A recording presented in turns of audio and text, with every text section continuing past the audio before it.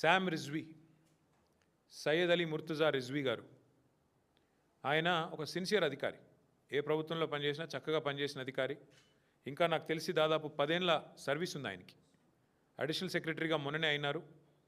అంతా బాగుంటే ఈ దౌర్జన్యాలు, దుర్మార్గులు ఇట్లాంటి వాళ్ళు లేకపోతే ప్రభుత్వాన్ని నడిపే వాళ్ళకి సోయి ఉంటే బహుశా క్యాబినెట్ సెక్రటరీ స్థాయిలో, అంటే భారతదేశంలోనే అత్యున్నత స్థాయి ఒక ఐఏఎస్ అధికారికి క్యాబినెట్ సెక్రటరీ, ఆ స్థాయికి పోయే అవకాశం ఉన్న అధికారి సయ్యద్ అలీ ముర్తుజా రిజ్వీ.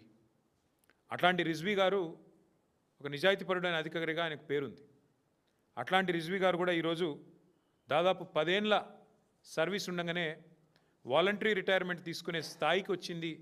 దౌర్జన్యాలు, దుర్మార్గాలు, అరాచకాలు అంటే ఎంత దరిద్రంగా ఈ ప్రభుత్వం నడుస్తున్నదో, ఎంత నికృష్టంగా ఈ ప్రభుత్వంలోని మంత్రులు, ముఖ్యమంత్రి యొక్క వైఖరి ఉందో దాన్ని బట్టే చెప్పొచ్చు. ముఖ్యమంత్రి గారి అల్లుడికి ఓ టెండర్ కావాలంట ఎక్సైజ్ డిపార్ట్మెంట్లో. మంత్రి గారి కొడుకేమో ఆయన కాకుండా ఇంకెవరికో ఇవ్వాలంట.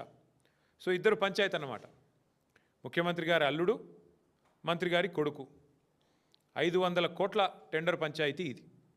ఈ టెండర్ పంచాయతీలో మధ్యలో నలిగిపోయిన రిజ్వీ గారు ఇవాళ 10 సంవత్సరాల తన సర్వీస్ను వదులుకొని నాకు వద్దు ఈ దౌర్భాగ్యపు ప్రభుత్వం, ఈ దౌర్భాగ్య పరిస్థితి అని చెప్పి రాజీనామా చేసి వారు వాలంటరీ రిటైర్మెంట్ పెట్టుకొని తప్పుకునే పరిస్థితి వచ్చింది.